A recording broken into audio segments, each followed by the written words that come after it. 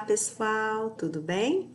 Vamos para a correção das páginas 81, 82 e 83. Nós havíamos falado, só um minutinho. Nós havíamos falado no conto Tadeu versus Maria Angélica, que o narrador era em terceira pessoa. Parece, não tenho certeza, que eu disse que era um narrador observador, mas ao analisar minuciosamente o conto, a gente percebe que o narrador sabe muito, sabe quase tudo, o que pensa, o que sente, o que gosta, pelo que é apaixonado, as personagens Tadeu e Maria Angélica. E ao observar os três tipos de narradores que nós temos aqui, narrador-personagem é aquele que aparece em primeira pessoa, o narrador participa da história, o narrador-observador é aquele que vê de um ângulo de fora, ele apenas narra o que ele vê. Ele não participa da história e ele nem sabe profundamente o que pensa e o que sente as suas personagens. Já o narrador onisciente, que também é em terceira pessoa, é um narrador que sabe de tudo, sabe o que ele pensa, sabe o que ele sente. Esse é o narrador onisciente. Então, em se tratando deste conto que nós analisamos do Tadeu versus Maria Angélica, nós sabemos que é um narrador onisciente. Por quê? Porque ele sabe até mesmo do que eles gostam. Eles gostavam de... Aqui no exemplo nós temos... À primeira vista, Tadeu e Maria Angélica formavam um casal normal. Gostavam de cinema, de música, de viagens, eram apaixonados pelo futebol. Então, ele conhece a fundo as suas personagens. Esse é um tipo de narrador onisciente, ok? Então, vamos para a número 2. Na número 2, nós sabemos que o enredo é dividido em 4 partes. Situação inicial em que tudo está em harmonia, conflito em que aparece o problema, o clímax, que é o ponto máximo do conflito, né? Ponto máximo que dá tensão no leitor, no telespectador, e o desfecho. Então, situação inicial, conflito, clímax e desfecho. Na situação inicial, nós temos que Tadeu e Maria Angélica amavam futebol. Isso, só que eles torciam por times rivais. Mas até então, isso não atrapalhava o relacionamento deles. Eles viviam numa boa, apaixonados um pelo outro e amavam futebol. Até então não tiveram discussão, não atrapalhou o relacionamento deles, não. Ok? Nós temos também aqui a complicação. A complicação é o conflito, o problema. Então, com a melhora no desempenho das equipes, contratações foram feitas, eles começaram a subir e os dois foram para a final. Os dois na final, um tinha que perder. E um dos times perdendo, no caso da Maria Angélica, o outro comemorou, super animado, ficou eufórico, começou a zombar do time que seria o da sua noiva, da sua namorada, que eles estavam preparando para o casamento.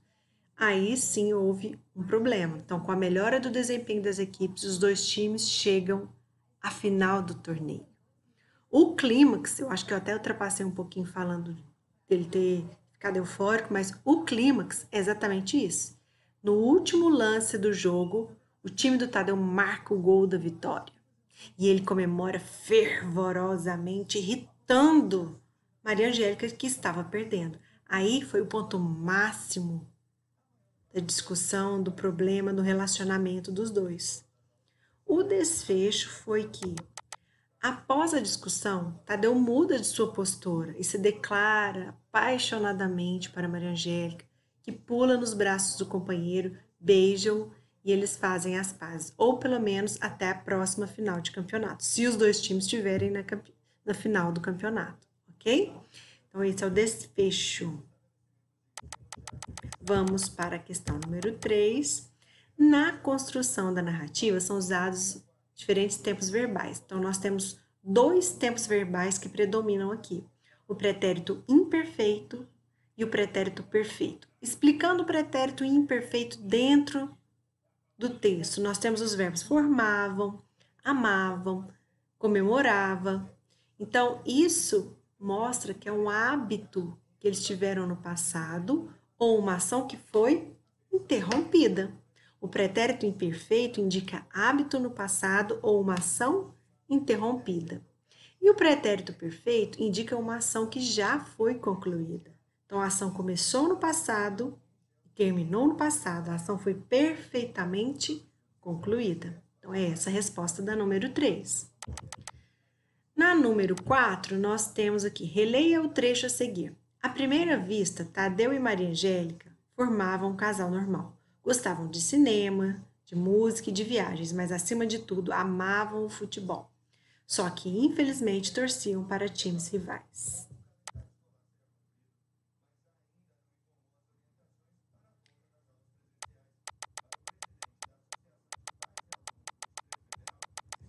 Aqui nós temos, pessoal, o que o uso de verbos no pretérito imperfeito indica, sugere ao leitor.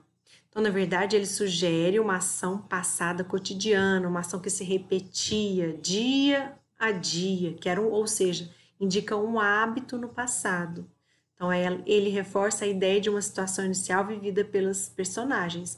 Se a gente está falando de situação inicial e colocamos um verbo no pretérito imperfeito, indica um hábito que eles tinham no passado. Isso acontecia repetidas vezes na vida cotidiana deles, ok? Então, o pretérito imperfeito indica um hábito no passado, indica que as ações são repetidas no cotidiano deles. Na letra B, em que parágrafo a situação inicial do texto é interrompida? Que advérbio marca a quebra da rotina vivida pelo casal? O advérbio que marca a quebra é então. Então é a marca que é o marco entre situação inicial e o problema e o conflito, ou seja, então os times fizeram contratações, começaram a ascender, começaram a melhorar, chegaram à final do campeonato. Então é um advérbio que mostra que houve uma quebra entre situação inicial e conflito ou complicação, ok? Então, aqui nós temos, a frase no campeonato deste ano, as coisas mudaram, reforça a quebra da rotina vivida pelo casal. Fechou? Então, vamos lá. Então, é uma palavra que indica conclusão, ok, gente? Na letra C, qual tempo verbal passa a dominar as narrativas dos fatos a partir da quebra da situação inicial? Aí nós passamos a ter o pretérito perfeito, que expressa a ideia de progressão da narrativa. Primeiro eles estavam mostrando os hábitos que eles tinham, eles sempre faziam isso, era um hábito deles, eles gostavam de cinema, eles gostavam de viagem, eles amavam futebol. Só que aí então houve uma quebra da situação inicial com a problematização. Aí eles começaram a usar o verbo no pretérito perfeito. O uso do pretérito perfeito aí indica que novos acontecimentos passaram a ser realizados e perfeitamente finalizados. As ações começaram a ser concluídas. Não é mais um hábito no passado, ok? Então, as ações começaram no passado e foram perfeitamente concluídas no passado, ok? Dando mais ritmo, um ritmo mais acelerado. Não era um hábito que eles sempre faziam. Aconteceu isso. Eles foram para assistir a partida de futebol, fez um gol, comemorou. Então, ações que foram concluídas, que dá mais ritmo e uma progressão ao texto, ok? Então, vamos para a questão 5. Na questão 5, quais sinais gráficos introduzem o diálogo entre as personagens do texto 1? Quais verbos de dizer, ou seja, os verbos de elocução ou os verbos de Candy localizam esse diálogo? Nós temos dois tipos de sinalizações. Nós temos os dois pontos, nós temos as aspas e também temos o travessão. Os verbos de Candy, ou os verbos de elocução, são gritou, cantava, disparou, disse e cantou. São verbos de elocução que aparecem aí pra gente. No número 6, ao ler o texto, você deve ter notado o uso de um verbo de dizer, ou um verbo de elocução, ou um verbo de quente, deslocado de seu sentido mais comum. Que verbo é esse? Porque geralmente os verbos de elocução são disse, perguntou, indagou, respondeu. Aqui nós temos um disparou. Disparou pode ser uma arma, no sentido de disparou pode ser de corrida, um cavalo disparado, mas aqui nesse disparou, que sentido é esse que ele é atribuído aqui no texto? Então, o seu uso como verbo de dizer traz um efeito de algo que foi realizado de maneira brusca, disparou, ok? Sem muito controle, feito sem pensar, sinalizando que Maria Angélica teria agido por impulso, como se ela tirasse palavras contra Tadeu, como se ela estivesse disparando palavras impulsivamente, sem pensar contra Tadeu. Esse é o sentido da palavra disparou aqui, tá bom? Então, vamos para a questão seguinte. Acabou! Isso mesmo, acabou então. Um beijo para vocês, até a próxima. Ó, não vai demorar a gente gravar uma aula ao vivo, pessoal.